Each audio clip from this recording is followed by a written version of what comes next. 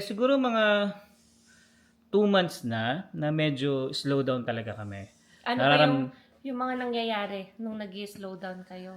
So, ang nangyayari, ang mga orders ay kokonti talaga. As in, parang pagdating ng mga 12 tapos na kami. So, yun nga, parang kami syempre, tayong mga Pilipino, parang sa isip namin, parang parang iba. Tapos nagkakabiruan na kami, nagkakatrabaho na, mukhang kailangan natin maghanap pa.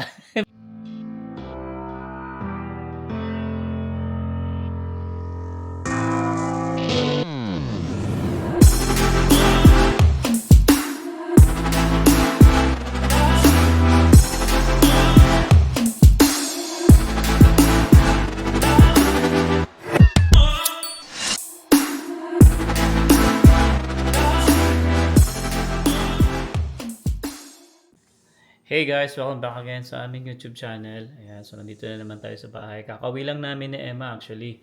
Tapos, mamaya ay tutugtog tayo. Pero mamaya pa naman kasi na may time pa tayo. Ang mga 8, quarter to 9 pata kami. So, pahinga muna ng konti. Then, yun nga guys, no, nabanggit ko na rin to sa vlog. I think nung last vlog lang din namin na meron ako i-share sa inyo. Ayan, so hindi pa naman siya talaga sigurado. Parang alam niyo na, nagkakakutob-kutob pa lang naman kaming magkakatrabaho. Tapos nabanggit ko na rin kay Emma to, I think last week lang din. Ayan, so ayun na nga guys. Yeah, may mga nagtatanong din kasi or sabi i-share din daw or i-content yung pagli-layoff nga ng workers dito. So, hindi namin masyado syempre alam ang status, sino-sino ba yung mga nali-layoff sa per province, ano ba yung mga industries. Yes. Pero ang ma-share na lang namin syempre is yung personal experience, kung ano yung nangyayari sa atin. So, alam natin na maraming nag-layoff. Pero, ang nakakatakot lang, hindi ko alam kasi parang may signs lang din. Sabi ko, during these times na napakahirap, no? Baka mangyari sa atin yan, ganyan, isa sa atin. Tapos ito na nga si Alvin nagkukwento na recently. So, Ano ba yung mga signs? Mga signs lang ha? Hindi pa naman talaga siya guys. Kumbaga, yun lang yung naiisip namin mga katrabaho ko. Ayan. So anyway pala guys, bali ang work ko dito ngayon, sa mga bago lang sa channel namin, is yung sa warehouse. So itong warehouse na to guys ay galing na ako before, no. Ito yung masasabi kong pangalawang trabaho ko dito sa Canada. Kasi ang unang trabaho natin yung sa Chinook nga. Then after a month, nakuha nga ako dito sa warehouse na to. So nag-forklift ako dito. So all around kami dito, lahat. Picking, receiving, loading, lahat. As in lahat sa warehouse. Kasi merong warehouse kasi na iba, Panay picking pag lang. picking ka lang. So pag loader ka lang. So ganun. Pero sa amin kasi all around kami. So yun nga, fast forward tayo. So bumalik ako dito sa company na to, no. So nakaka 5 months na ako dito.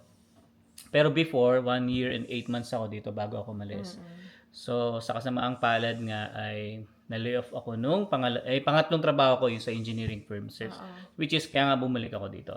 So anyway, so yun. Siguro mga 2 months na medyo slow down talaga kami. Ano ba yung mga nangyayari nung nag-slow down kayo?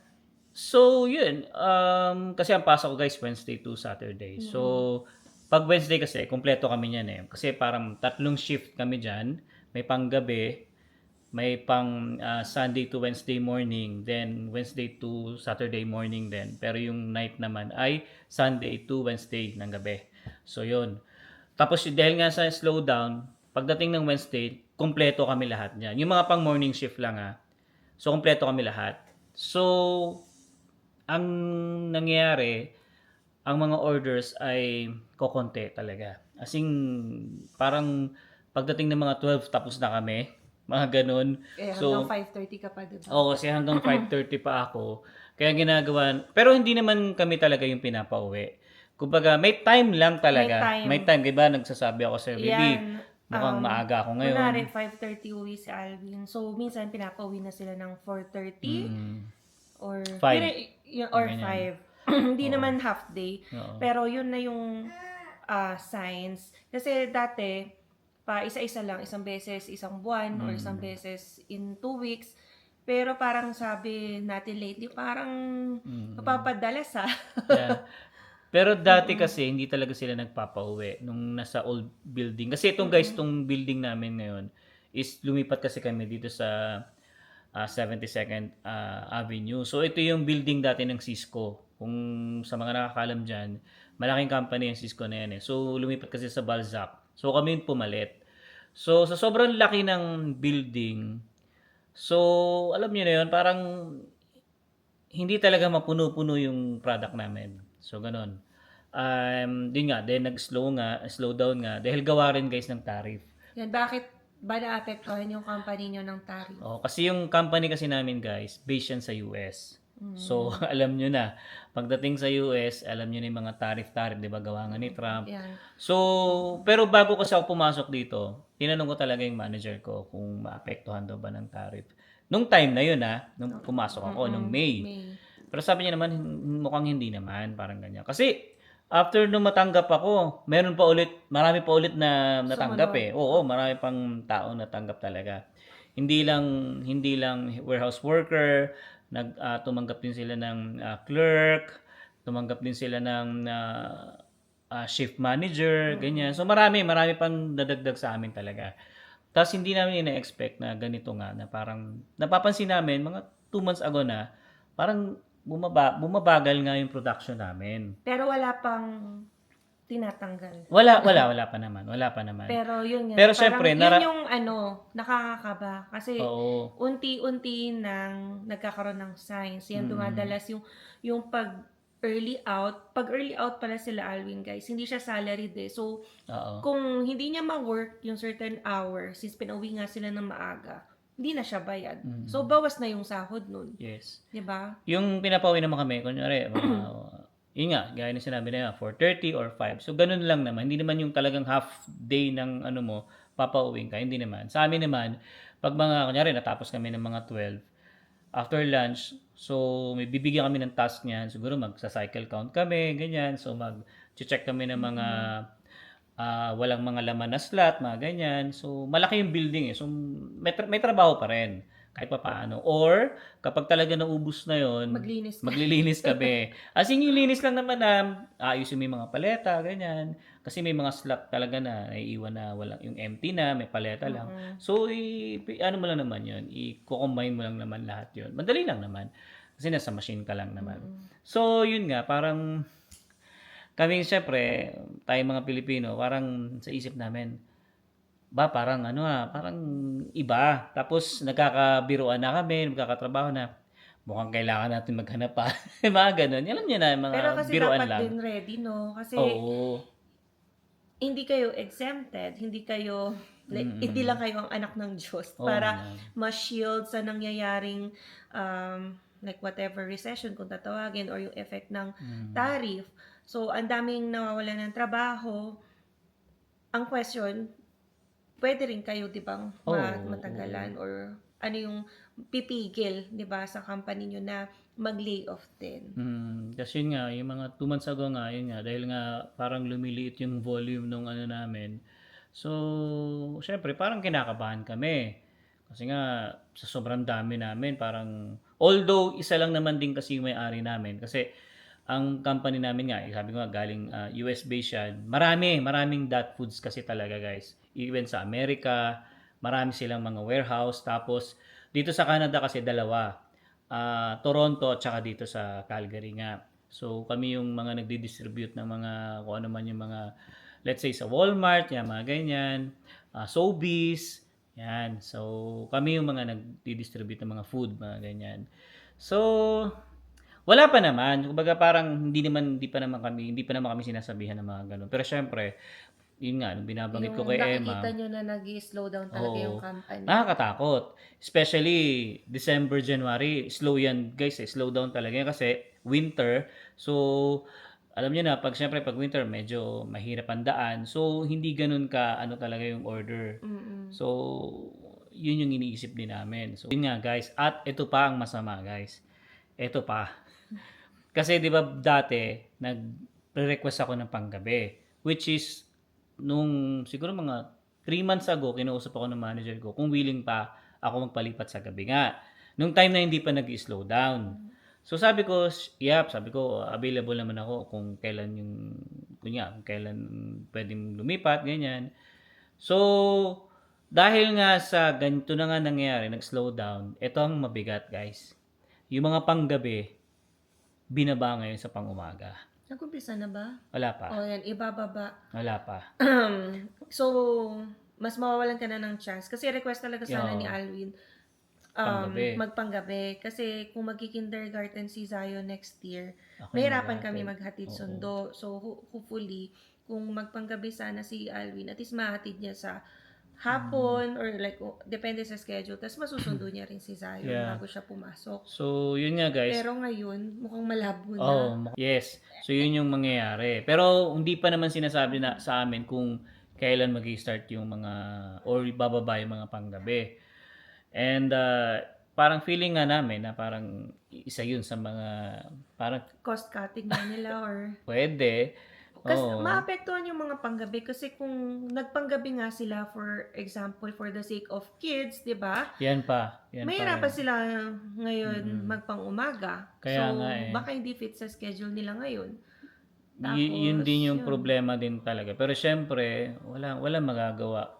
Halimbawa ako, galing ako panggabi, wala akong magagawa. Kailangan talaga namin mag-adjust kung sakaling ganun nga. Kasi paano kung sabihin nila, yan talaga yung gagawin namin, di hanap ka na lang ng iba, di Yan, ba? syempre, business decision Oo. yun. Oo. So, kailangan mo maging flexible talaga. Yeah. Otherwise, maghahanap ka ng work. Mm-mm. Pero yun nga lang talaga. Ayan. Pero ang hirap din kasi maghanap ng trabaho sa ngayon talaga, guys, dahil nga ang dami rin talaga namin narinig na layoff. Tsaka even talaga sa karamihan sa mga warehouse nag-i-slow down talaga ngayon. Kasi yung team lead namin, nag-work din siya sa, hindi naman siya sa warehouse, pero parang sa mga kotse. As in, slow down din daw talaga sila. Lalo na yung coaching, syempre Oo. affected ng tariff yun. So, Ayan. Kaya parang kinakabahan kami. Kaya naglolokohan kami nila Kuya Arnold, nila Ryan, ganyan namin. Hanap na ba tayo ng ibang trabaho?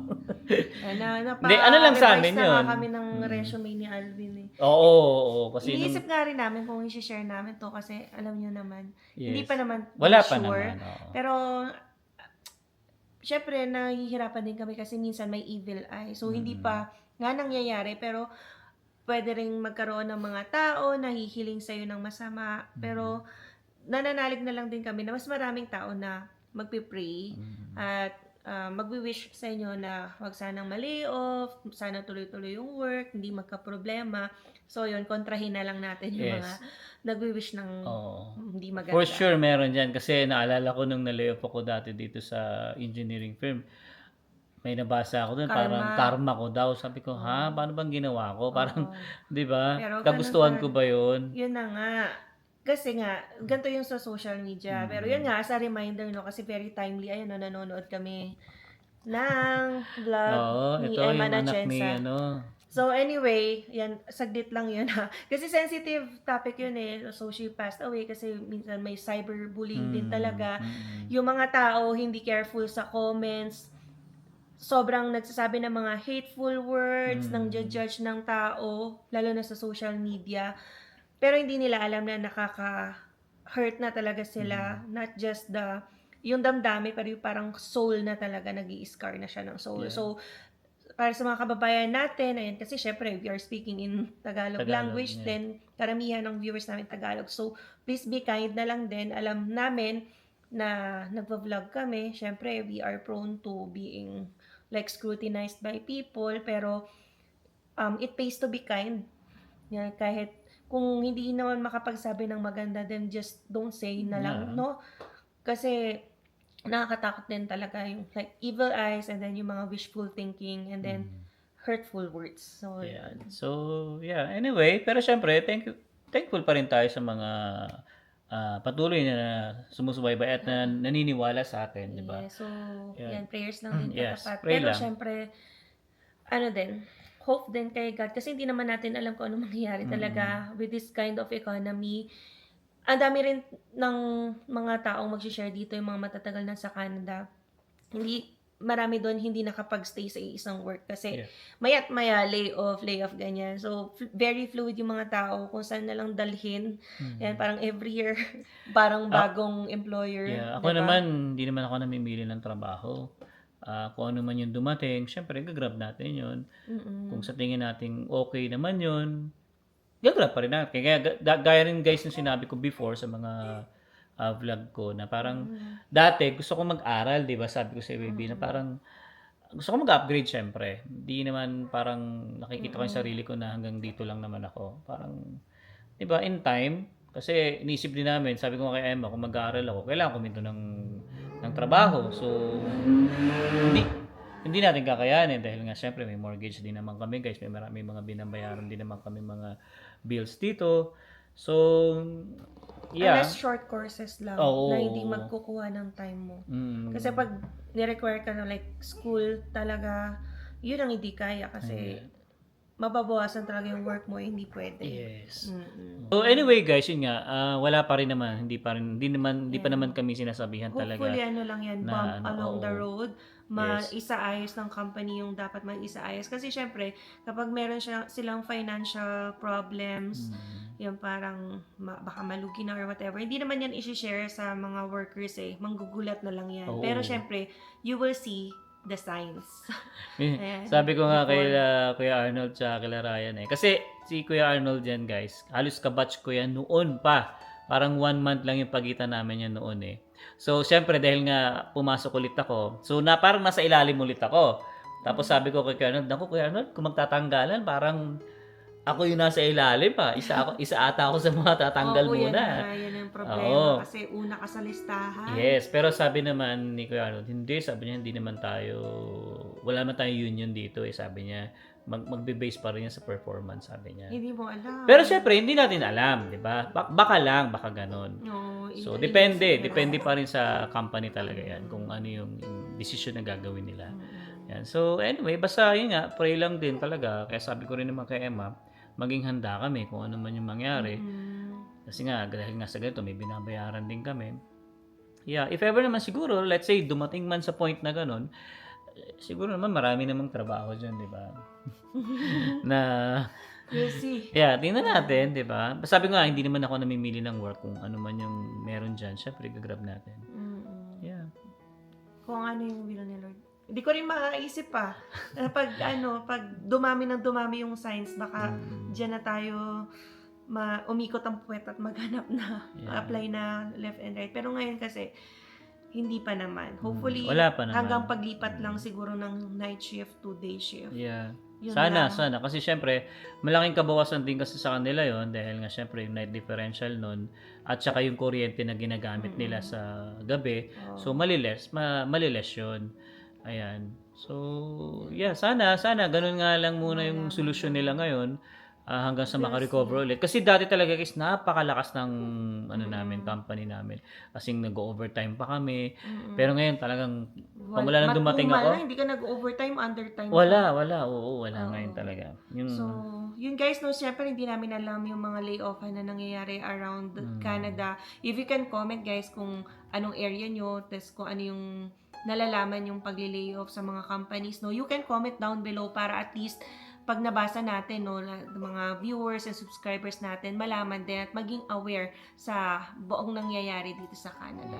Mm. so yun guys, no, sana ipag-pray nyo na lang ako, kami ni Emma, na sana ay maging positive pa rin yung company namin, kasi ay talagang malaking problema if ever mangyari man yun.